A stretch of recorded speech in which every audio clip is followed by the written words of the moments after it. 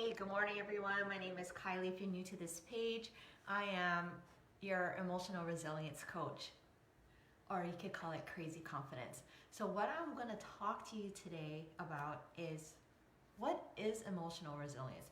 So I went to a networking event yesterday and I was talking about emotional resilience and someone came up to me and she's like, but what exactly will that help me with? So that's what we're gonna talk about today, what it is and how it can actually help you wherever you are in your professional life, whether you own a business or you're still in corporate and you want to take steps to get to the next level and you just don't know how. Because according to your resume, you should be making XYZ, but you're not, because you keep getting passed over because nobody will tell you why. Anyway, today I was reading my Bible, and of course God always gives me the direction to go, and so according to the Bible, and I use the Bible and I apply it to real life. That's just my genius. So Isaiah 2:22 says, why are you putting your trust in frail people who are only alive for a short time? And so it's kind of like resilience talks about what are you relying on to keep you propped up. It's not that you need people to really prop you up, but what he's talking about here is your support system. What are your support systems in your life that keep you on the path, right? There are a lot of things, right? There's so many coaches out here. Like there's a sales coach, business coach, life coach, which is super general, health coach, which I was at one point in time. But basically, coaches are the support system that keeps you accountable to your goals. That's basically what a coach does, right? And so our support system can take on so many forms, right? Whether you have a coach, whether you read a lot of personal development books, right? There's the people who are kind of DIYing it, kind of looking at it my support system is my books, my support system is my people in my church, my life group. There's different ways we can support each other with emotional resilience. So the factors of emotional resilience are actually how do we sustain ourselves when stuff is hitting the fan. So here's my tagline. It has the S word in it, but it's how to keep your shit together when shit's hitting the fan. And I kind of just said it randomly one day, and there was a high-level yoga trainer instructor that was sitting next to me. She's like, what do you do? And I said, basically, emotional resilience is what I just said, right? How to keep your shit together when shit's hitting the fan. And she was like, oh, that is so good. I'm having a live event next week. Do you want to speak? And I was like, yeah. And, there's so many ways to help keep your stuff together when stuff's hitting the fan. And there's a lot of people that come to me when things are going hard and they're like, Kai, how can I do X? I'm having a hard time with this part of my life, whether it's relationship with a loved one, relationship in their business, say they have a business partner, or relationship with, they're having some kind of conflict in their relationship, right? So what I do is I help them, one, make a decision. So a lot of people come to me, they say, hey, this is what's going XYZ right now with this so-and-so person. I may or may not know who they are, right? And what's usually going on in their lives is there's a lot of stress, there's a lot of anxiety. So resilience helps you work through that anxiety, right? So what I like to say is it's strength training for your emotions, basically, is what emotional resilience is, right? We have to build the muscle, right? So think about, say you're training for a marathon, right? I was a long distance runner when I was in high school, and And it helped me get through, the Army, because you have to have certain times in order to qualify and get your PT points and all of that stuff. And so learning how to run longer distances. When I first started to run cross country, I was in the 8th grade. I'm like, what's cross country? And so I went because there was a really cute boy on the team, not gonna lie. That's the whole reason why I started my running career, is there was a cute boy on the team, and my friend was like, hey, he's on the team, you wanna come out? And so I was like, sure. I had no idea. And she's like, yeah, and we're gonna go get like shave ice at the end of the run. It's an easy run, it's only 2 miles. She said only 2 miles. Like, I hadn't run, guys. I had not run, okay? And then I'm running, and I'm like, oh my God, like where? Like, we didn't even hit like a half-mile mark at this point. We didn't, so I'm like, 2 miles, it's like so far. And then, eventually you learn how to run longer distances. But my muscles weren't resilient enough to go the distance. And, resilience in, like in your physical muscles, it's all about enduring the pain, enduring the stress, enduring, all of that yucky stuff, or what you think is yucky stuff, like the pain in your body that's happening. It allows you to endure all of that. And so think of it in terms of emotions now, okay? So use the running analogy. I am like the queen of analogy. So running and how you feel, and then connect that to how you feel emotionally sometimes, right? How do you feel emotionally when you're going through a rough patch? Like, rough patches could look like issues at work. Like one time for me, I didn't get a promotion. I was so stressed. I'm like what's going on? Why don't they like me? And so that's really where my secret sauce lies, is helping you, one, love yourself first. Because I've been through a whole lot. If you're new to me and my journey, right? I came out of 2 really bad divorces, 1 marriage. I was living in the state of Washington. I was away from friends and family. I had a baby, like my first baby. Like, I had no idea. I had to like really learn and toughen up and wing it. He ended up just deciding marriage wasn't for him. He wasn't ready to commit. We'll just say that. And I said, I'm going home. Like, I don't need to deal with this. So I flew back home to Hawaii, started my career at an oil refinery, because I was a single mom, not getting any child support, because dude decided to go underground and hide his income from the IRS, and he just kind of hid, and he stopped working. And so I had to be resilient and figure out how I'm gonna feed my kid. I had to suck it up. I had to move back in with my parents. I don't know about you, but that takes a whole lot of resilience, especially for me. My stepmom and I, when I left to join the Army, we left on really bad terms. Like, yeah. And so for me to like suck it up and move back home, and one for her to, her and my dad to accept me back into the home was like a whole nother thing. And so just enduring the day-to-day of that tension in that relationship, that took a lot of resilience. Then I worked in an oil refinery, right, with a lot of men.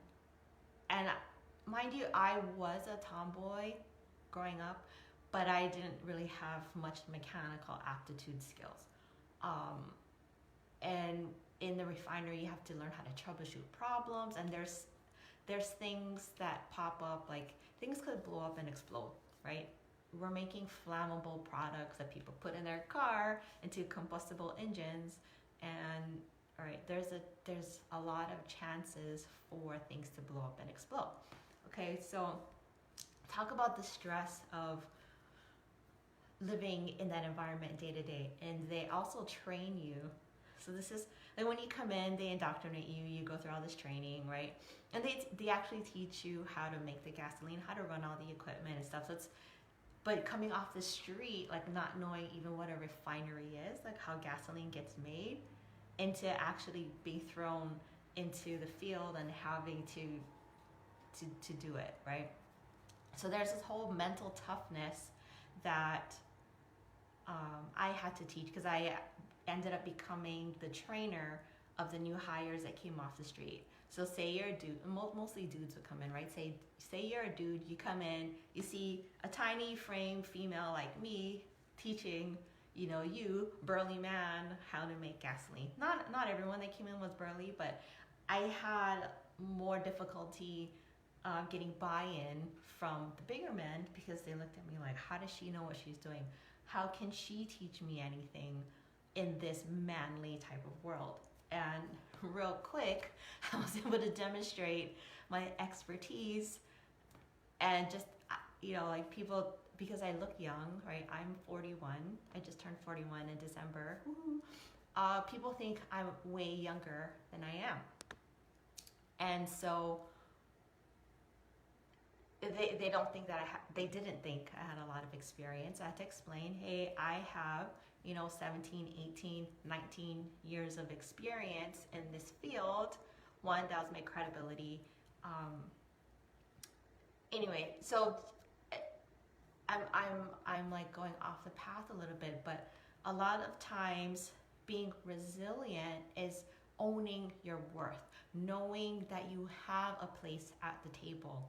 And so that's where your strength, you can draw strength from. So resilience is another synonym for strength.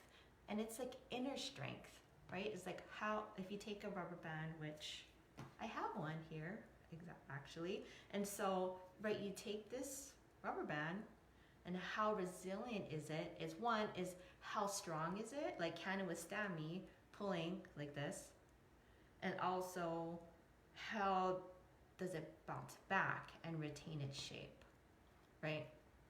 Oh, how many of you had scrunchies that, like, they were once like this, and then you stretch them out, and then they're all like, and then they never really go back to its shape, right? So that's what resilience is. It's the ability to bounce back when life pulls at you.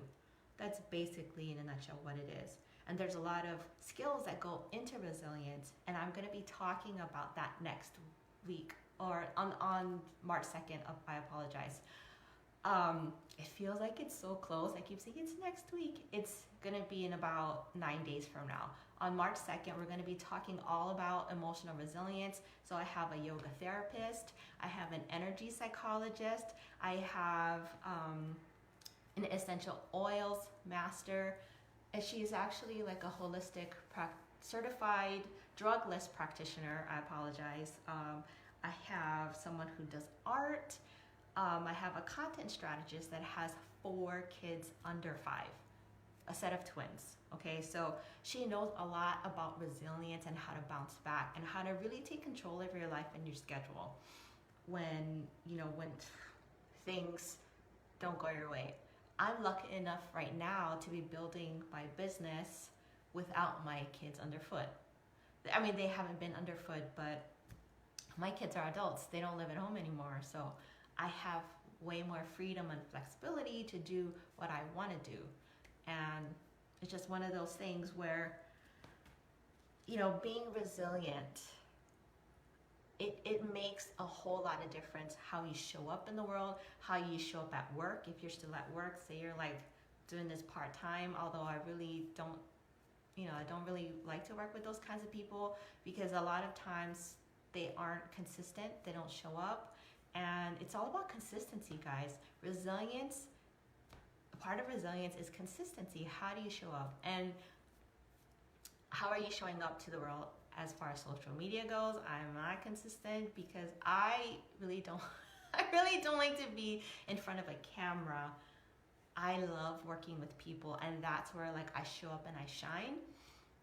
So talking to people on a camera, not really my deal, but I'm overcoming my my resistance to showing up here on camera, because like this is just what you have to do if you have an online business. So here's to me growing in my resilience in this area.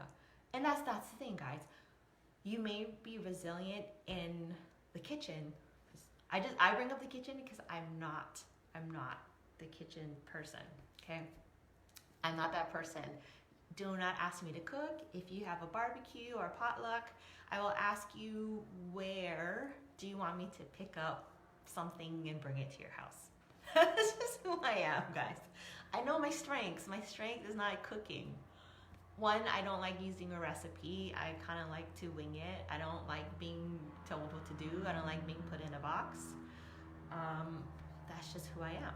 And so that's another part of resilience, is knowing who you are and what your strengths are. You know, if you're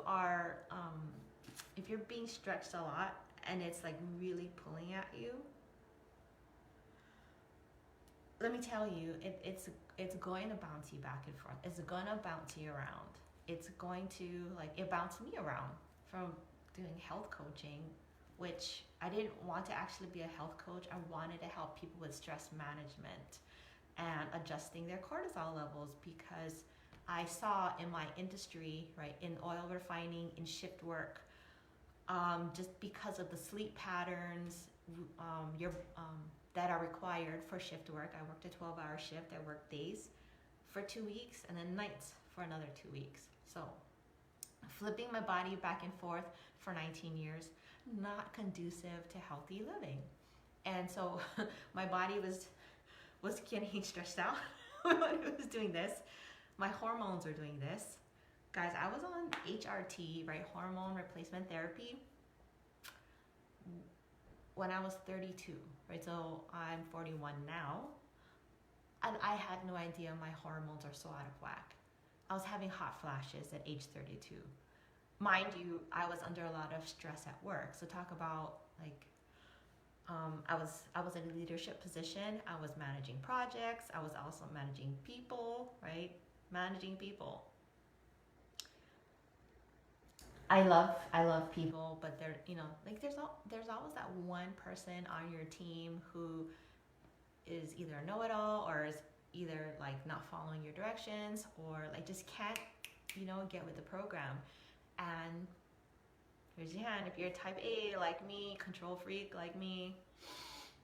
You really you want people to show up and do the work. You know, I delegate, you guys show up, these are your things, like, I'm not your mommy, like, we're in a workplace, so get your work done. Tell me if I'm crazy. Right, so that's another series that I'm going to be starting up. It's called the Tell Me If I'm Crazy. There's a lot of things that I see that are happening in the world, and it's just like, this is just crazy talk. Like, how, so going back to the whole mommy thing, like, I'm not your mom. Like, if you're gonna come to work, show up to work, do your job, get your projects turned in on time, and like, because everyone else is waiting for your end of the project, for your portion. You know, because I worked in a lot of in my projects, I had to deal with a lot of different departments. See, I've been out of corporate for a while, so I'm like, what are these terms again? But yeah, departments. As the trainer, there was a lot of, like, if we had to make changes, I had to check with different departments to make sure that we were compliant environmentally, you know, mechanically. You know, like, I had to deal with a lot of engineers and, you know, get validation, and even like blueprints had to be changed. We call them PNIDs, piping and instrument design. I don't know what the D stands for. There's so many acronyms. But yeah, so there's so many things, people and departments that reported to me, or that I had to check in with in order to get my projects done. So it took a lot of resilience to deal with different personalities, different departments, different department heads, because I had to get approval for the things that I wanted to put out. And I have deadlines, and then other people have deadlines. And what do you, like, training department, we were like, you know, because we weren't part of actually making money, we're part of more of the compliance aspect, it was difficult for, because people had other fires to put out. So getting people to work with me, I found it easy for me because as a psychology major, but I didn't finish because I started working when I was 20, so I didn't finish college. Anyway, psychology was one of the big things for me, and knowing how people work, like I love personality quizzes, so that was something that I was really good at. Anyway, this thing is not about me. I digress. And I know when I start going off the cuff like this and I start getting too much into story, that it's my time to sign off. So what I want you to do is I'll be talking more about emotional resilience as we go through next week. Again, I said the interview series happens on Monday, March 2nd. So go ahead. I'm going to throw the link in the comments for you to register for that. It's called recoverresiliently.com. Again, recoverresiliently.com. I talk really fast, so sometimes it doesn't come out very well when I slow down. When I slow down, hopefully you guys can understand me. I am that person who listens to audiobooks at 2 times speed. I don't know, give me some hearts, give me some love if you watch the replay and you, if you're like me and you listen to audiobooks on 2 times speed. I'll give you some credit if you do 1.5, but 2x speed is my jam. And I actually did some research on like audiobook speed, because I just love like random trivia facts like that. Humanly, we can listen to 1.8 times speed. Like, we are capable of still processing information. 2x is a little fast. But yeah, if you have a setting that is like 1.75 speed and you don't think you can listen to anything fast, go ahead and just try that. And then just pop it in the comments if you tried it. So again, 1.75 speed or 1.8 is about where humans can still listen at an accelerated speed and still comprehend things. Anyway, that's my tip of the day. The other tip that I hope you take me up on is recoverresiliently.com. Right? I have an interview series. I'm interviewing 9 experts, and I'm expert number 10. You have to wait all the way till Friday to hear more about me. And I'm introducing what I'm calling the risk ranking matrix, emotional risk ranking matrix. So again, I'll be talking more about that in my interview series, but you will actually get to download that risk ranking matrix. Basically, it's a cheat sheet where it's like a matrix, like the Eisenhower matrix. I need to have a matrix where there's all these quadrants, and you can like say, so using the Eisenhower matrix, for example, right? What is the urgent and important, right? So there's a scale of urgency and importancy. If you don't know by now, I love making up my own words. So, right, and then where, depending on where it falls, where you judge them, you put them in a quadrant, right? And then based on where they are in the quadrant determines how you will deal with these things, right? So it's the same thing with your emotions or any other decisions that you have to make, right? Because basically the Eisenhower matrix is a decision matrix. It helps you decide what tasks you're going to do and when, and how you're going to prioritize them and set them up. It's the same thing with emotions. You can prioritize what you want to deal with and how you're going to deal with it and the steps you're going to take to deal with it using this emotion risk ranking matrix. So again, that's coming up on the first week of March. We're going to be jumping into my online interview series called Recover Resiliently. Again, go to recoverresiliently.com. If you have trouble spelling those words, go ahead. I'm going to pop that link right here in the first comment for you, or I don't know where it is now. Give me a thumbs up or a thumbs down or arrow up and down. Tell me where it is. Because sometimes it's like comments are above and then sometimes comments are below. So help me out with that, please. Okay, gotta run. I got a client hopping in my inbox. Actually, she's a client, yeah. But yeah, I'm helping her with her emotional resilience while she's going through some tough stuff in her life.